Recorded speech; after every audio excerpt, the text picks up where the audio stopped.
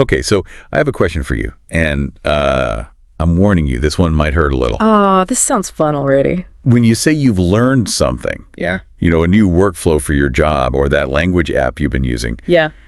did you actually learn it? Or did you just kind of, I don't know, photocopy it into your brain for a few days? That is a very confrontational way to start a deep dive. But it is unfortunately the right question. Right. Because most of us, and I'll include myself here, we go through life confusing recognition with actual knowledge. Yes, it's that feeling of, oh, I highlighted that sentence. I remember the bold words, so I must be smart. But the research we've pulled for today argues that for like 90% of people, that's not thinking. It's parroting. Exactly, parroting. Yeah, so today we're unpacking this really fascinating breakdown of the 7 levels to unlock a genius mind. It pulls a lot from the Feynman techniques and cognitive science. And the premise is a little scary. It is. It's that there's an invisible structure that determines how far your mind can evolve, and most of us spend our entire lives just stuck on the bottom rung. It's a ladder of consciousness, essentially. And our mission for this deep dive is to figure out, okay, how do you actually climb it? How do we go from being what the source calls a slave to information? Which is such a great phrase. To becoming an author of understanding. It's the difference between having a library card and actually writing the book. Moving from passive memorizing to, mastering your own cognitive process. Okay, so let's start at the bottom of this ladder. Yeah. Because if we're all stuck there, we need to know what it looks like. Level 1 is remembrance. Or, as I like to call it, the trap. The trap. Why? I mean, you have to remember things to know them, right? You can't learn without memory. You can't, that's absolutely true. But the trap is the illusion of competence. Think about how we were all taught to study for a big history exam. What did you do? Oh, the classic routine. Flashcards, rereading the chapters, highlighting everything until the book was just a neon yellow brick. The brute force method. And that's the problem. It feels like work. It's tiring, your eyes get sore, so your brain tells you, hey, good job, you're suffering, so you must be learning. But you're not. No. The source says you're basically a machine or a parrot, just recording shapes and sounds with zero processing. The metaphor they used really stuck with me. Knowledge at this level is like words written in sand. It's so fragile. A little breeze, which is just, stress or a distraction or 2 weeks passing and poof, it's gone. It was never anchored to anything. You're in echo mode. Exactly. You can repeat the definition of mitochondria, but you have no idea what it actually does. Okay, I think we've all been there. You cram, get the A, and then 3 days later, it's just a blank slate. So if highlighting is a trap, how do we get out of echo mode? How do we escape level 1? So the source suggests this really simple pivot in your behavior. Explain as you memorize. So, talking to yourself. Out loud. I know it sounds silly, but it works. Don't just read the paragraph. Look away from the page and try to speak the concept. Because you'll immediately stumble on the parts you don't get. Instantly. Your brain has to switch from that passive recording mode to active processing. It creates a feedback loop. You catch your own bluffs. I like that. And the other tactic is visual association.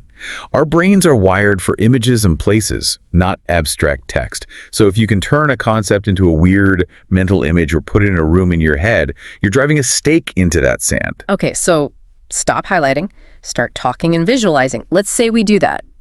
We're not just echoing anymore. We start to see the logic. Yeah. That takes us to level 2, understanding. Right, the interpreter stage. This is that shift from just copying to actually connecting. Is this the aha moment? It is. It's when the noise finally turns into a signal. The information stops feeling foreign, like you borrowed it, and starts feeling like it's actually yours. But here's where I get a little skeptical. I often feel like I understand something, but then I try to use it and I realize I don't.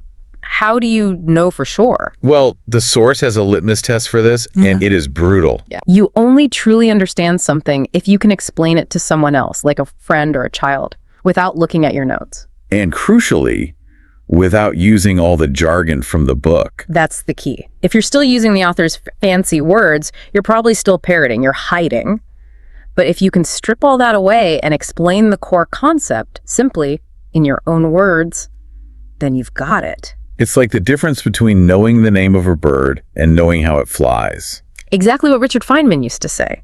So to practice this, you have to engage in like an aggressive inner dialogue. Don't just accept information, fight with it. Fight with it. How? Ask it tough questions. Why is this true?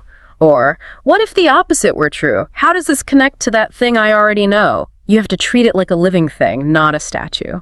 Okay, so level 2 is about making it your own. But even then, it's all still in your head, right? Yeah. You can be the smartest person in the room, but if you're just sitting on the couch. Which is why level 2 is still a danger zone. It feels good, it feels safe, but it's not enough. Which brings us to level 3, application. The reality check. This is where the rubber meets the road. This is where theory collides, head on, with the messy, real world. The source used the swimming analogy here, which I think is just perfect. It is. You can read 100 books on swimming, you can understand fluid dynamics, the mechanics of a freestyle stroke. You could explain it perfectly to a 6-year-old, but you don't know the water until you get in it. And you will sink. Level 3 is about leaving the safety of your mind and entering the territory of error. And that's scary. We're trained to avoid mistakes. Mistakes are seen as failures. Which is why so many people get stuck at level 2. They love the feeling of understanding, but they're afraid of the clumsiness of applying. The source is clear on this, though.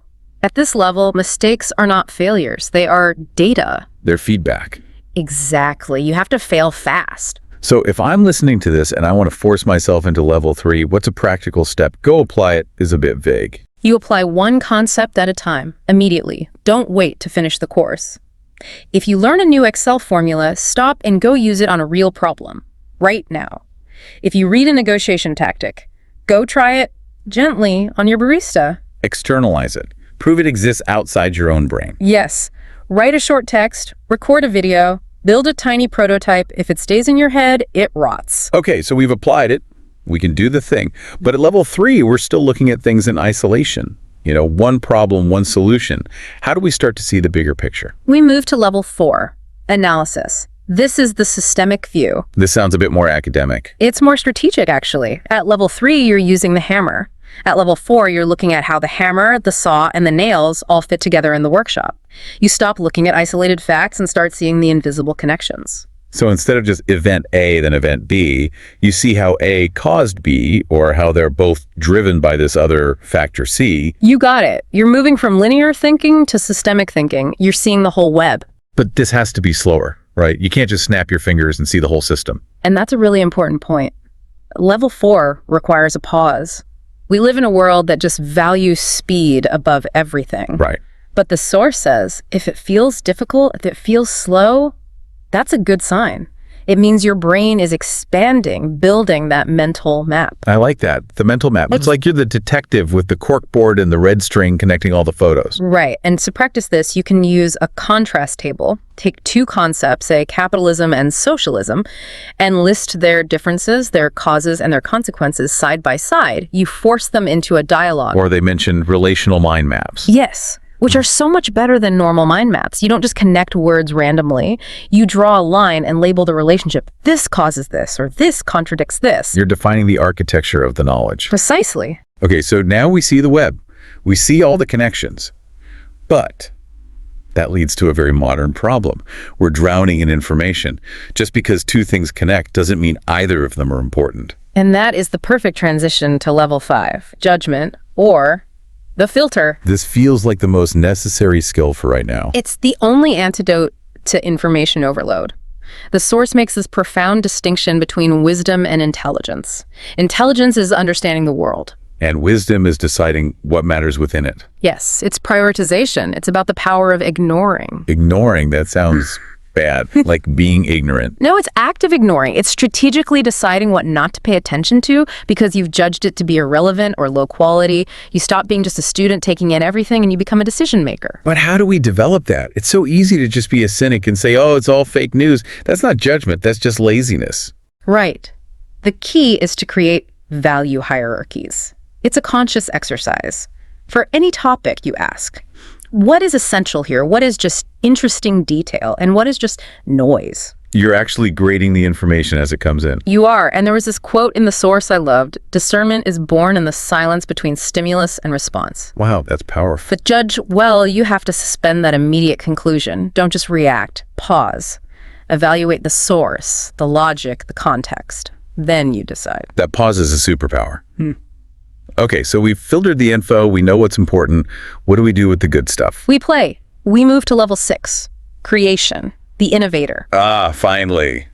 the fun part. It is. This is synthesis. Your mind isn't just processing anymore. It's generating new output, building new ideas from the old ones. And the source said this isn't about trying really hard to be a genius. It's more like a child state of mind. The art of play.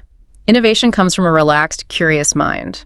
You're just asking, what happens if I smash these two unrelated ideas together? Intersection. Exactly. Genius lives where different fields collide. Biology meets architecture, you get biomimicry.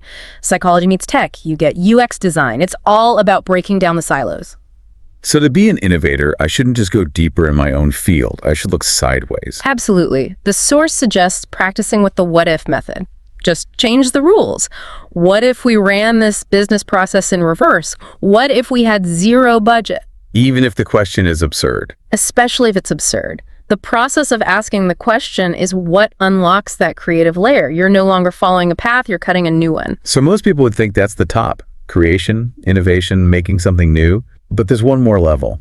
Level 7. The architect. And level 7 is reflection. This sounds very meta. It is, literally. It's metacognition. It is the mind observing itself. So levels 1 through 6 are about the outside world, learning it, using it, changing it. And level 7 is about looking in the mirror. You're no longer just thinking. You are watching how you think.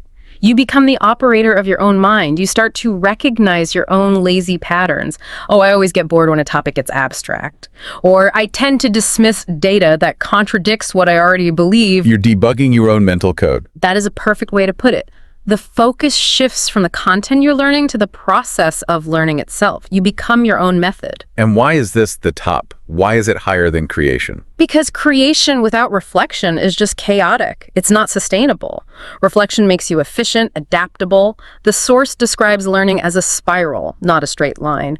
Every time you reflect, you catch the mugs in your process, so the next time around, you're better. You climb higher on the spiral. So you don't make the same cognitive mistakes for your entire life. Exactly. And you don't need a month-long silent retreat.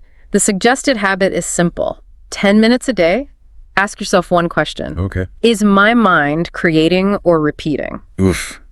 That is a heavy question for a Tuesday morning. Is my mind creating or repeating? It confronts you with your own mental state. Are you on autopilot? Are you just an echo? Or are you actually driving? It's fascinating to look at the whole journey. From level 1, the parrot, all the way up to level 7, the architect. And it really reframes what it means to be smart. It's not some magic you're born with. It isn't IQ. It's a structure. It's a set of habits for how you interact with reality. Well, so the why behind all this? I mean, why bother? It sounds like a lot of work. Why not just get to level 2 and be happy? You could, but I think the source puts it perfectly. This isn't just about memorizing the world, it's about freedom. If you master your own mind, your own process, you can learn anything. You become adaptable. You basically future-proof yourself. In a world where AI can do level 1 and 2 remembering and summarizing better than any human ever could, climbing to levels 5, 6, and 7 is how you stay relevant. Judgment, creation, reflection. Yeah. That's the human advantage. That's a sobering thought. The bots can echo. We have to think. We have. So we want to leave you with a final thought to chew on. Something from the source that really stuck with me. It's a challenge, really. A genius isn't born ready. They are built layer by layer. So if you stood in front of a mirror right now that didn't show your face, but it showed your thoughts, would you see an original creation? Or just an echo of something you heard on a podcast? That's going to keep me up tonight. Good. That means you're thinking. Before you go, we have a challenge for you. Don't just let this be more words in the sand. Choose one level. Just one. Maybe today you focus on level 3 and force yourself to apply one small thing you learned. Or maybe it's level 5 and you practice that pause before you judge. Anchor it. Start climbing that ladder today. Thanks for diving deep with us. We'll see you next time. Keep thinking.